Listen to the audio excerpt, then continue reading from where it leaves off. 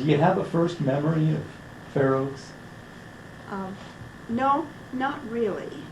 I remember when we moved where we lived the rest of the years there on Main Street, but we lived up the hill back of my grandmother's in a house, and I remember I was 4 years old, and I remember coming down on a very long, I was high up on the wagon, you know, in the seat, and all our furniture and stuff must have been in the long bed. But I do remember that for some reason. Where would this be today? I don't just place it. Well, you know where the water company is? Sure. On the hill back of it. Oh. The barns were up there, my grandfather's barns, and they had horses. And then we moved down on Main Street to a two-story frame house, which burned in 1932. The family name was, your grandfather's name was? Osgood. Osgood. Okay.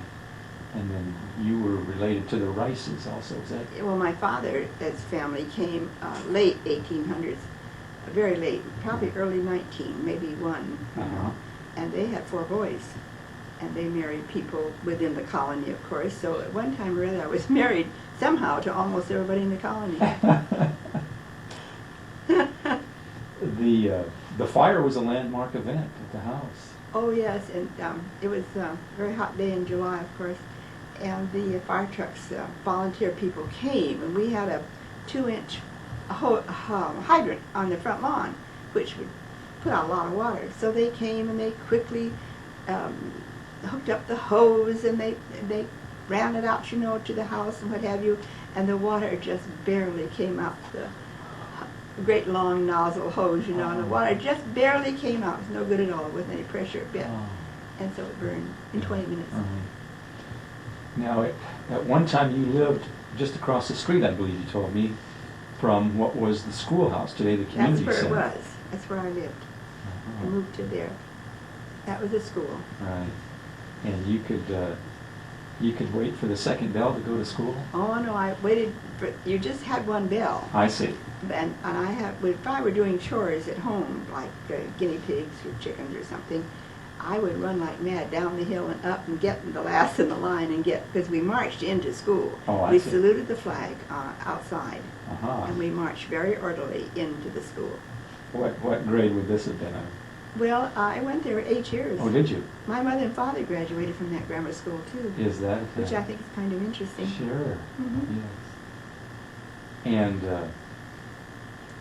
you've been active in the social life of Fair Oaks. What stands out in your mind about the early days of that, I guess? Well, I think the Thursday Club is it, because when I was a little girl, I used to see the ladies, and they did things like the last day luncheons. They wore long dresses, and the clubhouse itself had the whole side of this big building was a glass-in porch, and they set that up in a big banquet. The ladies sat out there, and I always went with my mother or my grandmother or my aunt or somebody, and was very impressed with the women's club.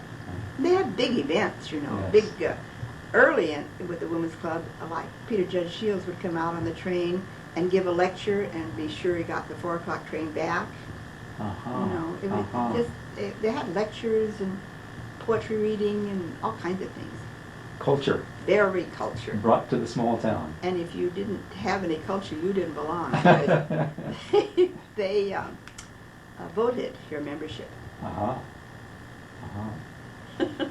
You know, I recall too, you worked as a telephone operator for a while, and you told me about a unique system of wives keeping track of where their men might be. It was where I first worked. Mr. Rose owned the electric company, and he put electricity in Fair Oaks. And the telephone office was a big house, and the office was in kind of the side, right where let's see, right opposite the plaza, about to the left of the amphitheater. Oh yes. And so you could see the whole town. There weren't trees in the plaza. And I made 25 cents an hour, and I worked when I was in the 8th grade at grammar school. And people would call down looking for a husband or something. And you'd look out, you see them. There was a big general merchandise store across the plaza, and it had a great big bread box in front. They brought the bread early and put it in there, and that was it. And people would congregate around the bread box in the evening, the men particularly. Uh-huh. After work day, they would congregate downtown, visit, go home. And you could look out and see who was there or who wasn't there. Right. Do you have a favorite memory about early Fair Oaks? Anything jump to mind? I don't think so. You know, when you're growing up, you don't pay Sure. a lot of attention. And it was a small colony. Everybody knew everybody. And the children were corrected or sent home or invited in by everybody. Nobody locked their houses. You know, you don't pay attention to... I do remember that we used to, the school children used to do May pole dance in the plaza at every May. This school would, we practiced and practiced for that. And it was a big event, that type of thing. And then of course, in my growing up years, the church was the center of all activity.